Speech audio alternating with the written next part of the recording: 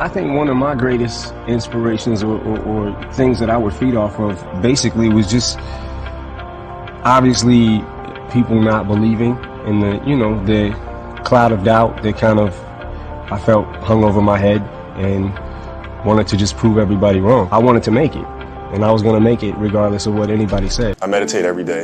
If I don't do it, I feel like I'm constantly chasing the day, as opposed to being able to be controlled and dictate the day. Not that you're, calling the shots on what comes forward, but the fact that I am set and ready for whatever may come my way. I have a calmness about whatever comes my way, and a poise. And that comes from starting the morning off with meditation. For me, it's really just listening to my inner self. That's basically it. Like you sit in silence and you just allow these thoughts to come forward, and you get a chance to observe the self. And that's what the great ones do. They marshal and harness their resources, their mental focus, their physical energy, their personal willpower, their individual gifts, their time, and they focus them on just a few things. And I want you to think about it in your life. If you stripped away all the noise, you focused on the signal, you stripped away all the complexity, you got monomaniacally concentrated on just a few things, of course you'd be brilliant at those few things. Do you have any regrets? No, don't have time to regret. We move on because we are acceptable for what we are, not what we think we should be. I'm accepted in myself by what I am, but not as I think I should be, because that's a lie. I'm a sinner. I'm an old sinner. I've done some bad things. I've done some good things. So, you just forgive yourself and move on. We are told that if we're beautiful, if we're skinny, if we're successful, famous, if we fit in, if everyone loves us, that we'll be happy.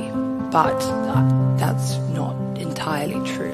But the most important journey I think all of us will go through is the journey in ourselves, to find our truth, to find who we are and what makes us happy. Your body's a lot stronger than your brain sometimes.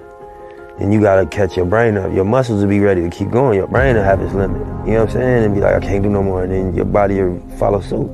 But when you can break the mental barriers, you'll notice, damn, I could do way more. I was crazy. You know what I'm saying? I had way more in me. So I think that's an example of like feeling like you can't, like you exhausted, or you about to, you overwhelmed, and then being clear that, this is just how I feel to be pushing yourself more than you ever have, demanding more.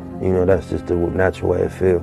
When you press your line and press yourself to produce more and to be better, you know what I'm saying? All I have to say is that this is hard work.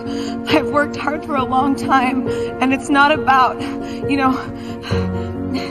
it's not about winning, but what it's about is not giving up. If you have a dream, fight for it. There's a discipline for passion, and it's not about how many times you get rejected but you fall down or you're beaten up. It's about how many times you stand up and are brave and you keep on going. Thank you. The number one thing that's going to change your life, the only thing that will change your life, change your business, change your money, change your relationship, is you must raise your standard. Now, I know that sounds boring, stupid, basic, but it's the truth. The only thing that changes our life long term is when we raise our standards. There's no cut in the corner. There's no magic bullet. There's no cheat sheet. It's really simple, as complex as it may sound. Hard work. Work hard. Believe in yourself. They tell me all the time, Chico, that's another name that I got, by the way. They say, Chico, you're so lucky, Chico. I say, man, you know what's funny? Harder I work, luckier I get. It's really that simple. Short steps, long vision. It's always a little bit frustrating to me when people have a negative relationship with failure. Failure is a massive part of being able to be successful, you have to get comfortable with failure. You have to actually seek failure. Failure is where all of the lessons are. You know, when you go to the gym and you work out, you're actually seeking failure. You want to take your muscles to the point where you get to failure, because that's where the adaptation is. That's where growth is.